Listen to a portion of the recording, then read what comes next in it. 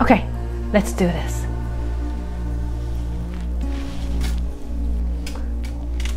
Why is it so difficult? Oh my god. Oh, now I see it. There are 4 pencils. But why? Yes, you heard it right. Only 4 pencils. You don't need 20, 30 different colors of colored pencils to draw realistic portraits. Today I want to prove you that. How did I draw Millie from Stranger Things with just 4 colors? I'm going to explain step by step. If you want to watch more of my content, please don't forget to subscribe. And also my Patreon has all my fully narrated real-time tutorials, and the address is right here. Now, if you're ready and if you have your pencils, let's draw!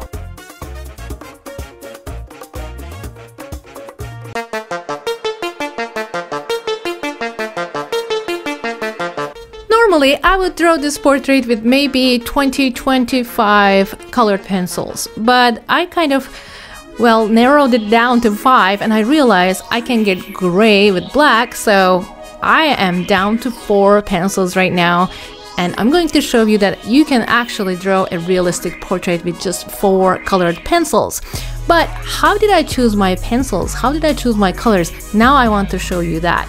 I chose black because I realized for the darkest areas such as the pupils, around the eye, and of course the clothing, and she has black eye makeup, so I realized black is needed in this portrait. Then I chose a tone of red, which is like kind of pinkish red. It's a bright red. I want to give some red on the face because I can see that it is reflecting that red color on the face, and also I see on the lips and in the eye some red. And this is the skin color. I have the perfect skin tone, like peach color, but if you don't have this color, you can definitely use one of these ochre yellows. You don't have to have exact colors, by the way. And here is my raw umber. It's pale brown in Derwent Coloursoft, but it is kind of a light brown color. You can see I started with the eyes, of course.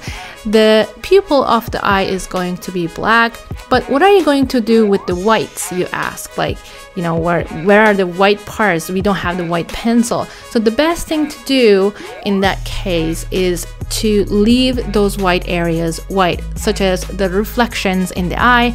They need to be left alone.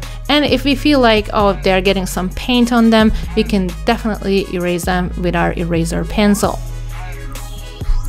And you can see the white of the eye is normally very light gray. I don't have gray color, but I don't need it either. I can use my black and I can just like apply just a little bit of pressure, not much, to get this light gray tone.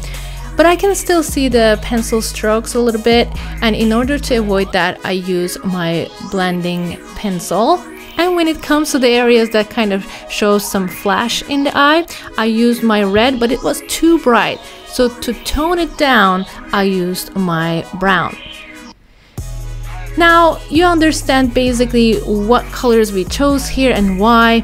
And now it comes to the biggest part, which is the makeup part. So the eye makeup is black here, and in order to get that, first I need to create the skin. So once we have the skin tone down, then I can go and add the black part just like I am doing right here. And of course, the eye line, like above the pupil, for example, needs to get really, really dark to create some contrast. And for the eyebrows too, I see mostly it's black and brown, so I used exactly those colors. When it comes to shadows, the shadows in this photo, in the reference photo, seems like more dark brown. So for the darkest parts, I am putting much more pressure on my pencil, and for the lightest brown parts, I'm holding my pencil from the back so that I don't apply much pressure. Here you see that all the shadows that I'm adding first are the darkest ones, which are the brown ones. And then of course there's glazes, there's other shadows that we add with red, and I am not applying pressure at all here because it's really bright. I don't want it to look like, you know, she has flu or something, because if I make a red nose, that's how she's gonna look like.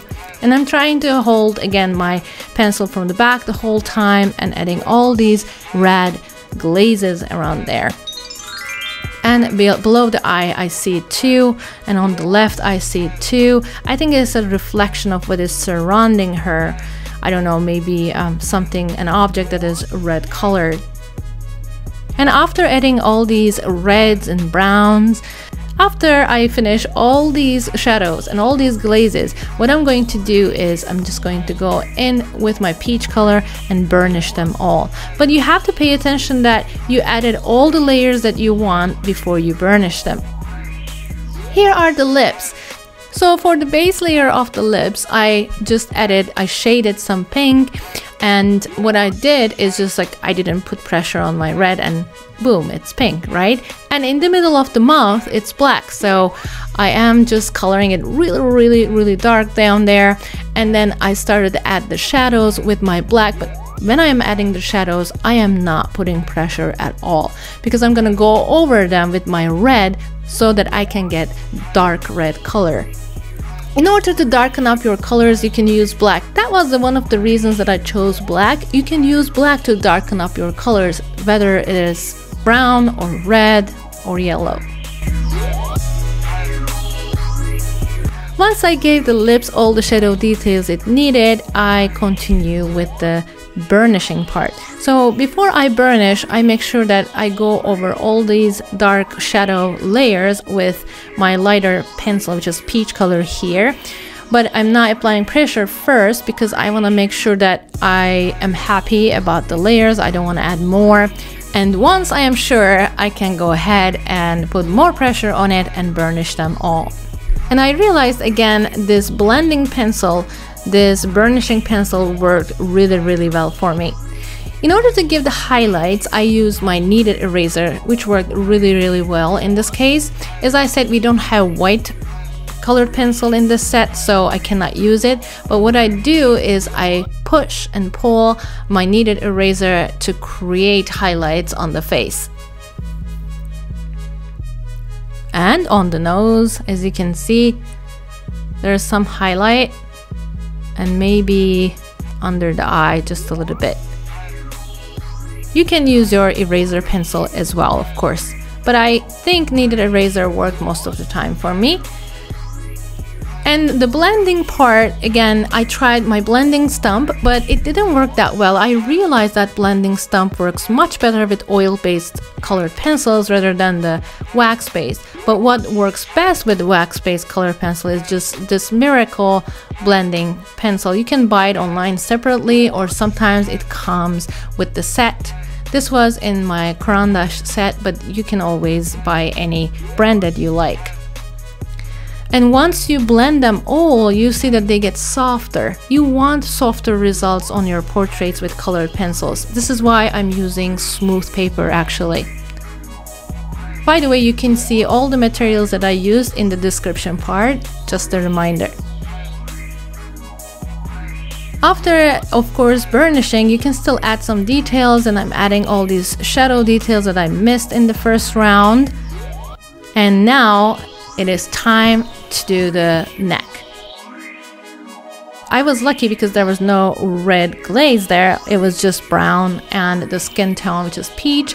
So I'm adding all these shadow details, but one thing that you need to pay attention to is I am not giving very sharp borders. I am doing from more pressure to less pressure. I'm actually giving some tonal differences with my pressure on my pencil, because otherwise you're going to have very sharp boundaries with the colors, and you don't want that if you want a natural result.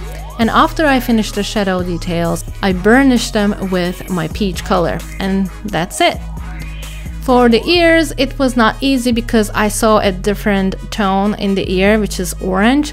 I don't have orange, but I have red and I have this yellowish peach color, so once I combined them, they gave me a little bit orangish tone that I was looking for, so I was lucky. And also, you know, it is not very clear when you look at the reference photo, so you have to use your imagination a little bit. And also I had to use black just a little bit to give more depth to the shadows.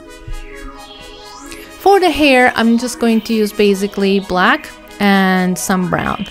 And as you can see, the light is reflecting from the hair and those areas look a little bit gray. And in order to give that gray result, I'm going to basically leave those areas white.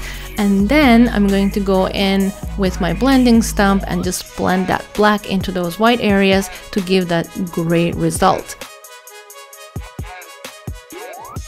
It is important to draw the hair in the growth direction and not forgetting the hair roots. It's another important part. And if you feel like your hair roots are not looking really natural, please go into the roots with your eraser pencil to give more natural look. Or you can also use this X-Acto knife to give more fine details in the hair.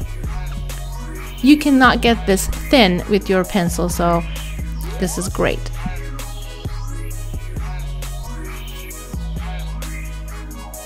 For the clothing part, I cheated a little bit because I really don't like spending too much time on the clothing with my colored pencils. So I usually use my solvent. In this case, I use Gamsol, and this solvent actually breaks down the pigment and it becomes much more smooth even with one layer. So that's what I did. I put my one layer down and I just smoothened them out with my solvent, and then I went in and I did my second layer and it was already great looking. This is actually great if you want to save time, guys. I highly recommend using a solvent, but you make sure that your paper is thick enough and don't throw the second layer if your first layer hasn't dried yet. And the last editions are basically smoothening up more, adding more highlights, darkening it up a little bit more, and of course I added a little bit more dark red to the lips. And that's it!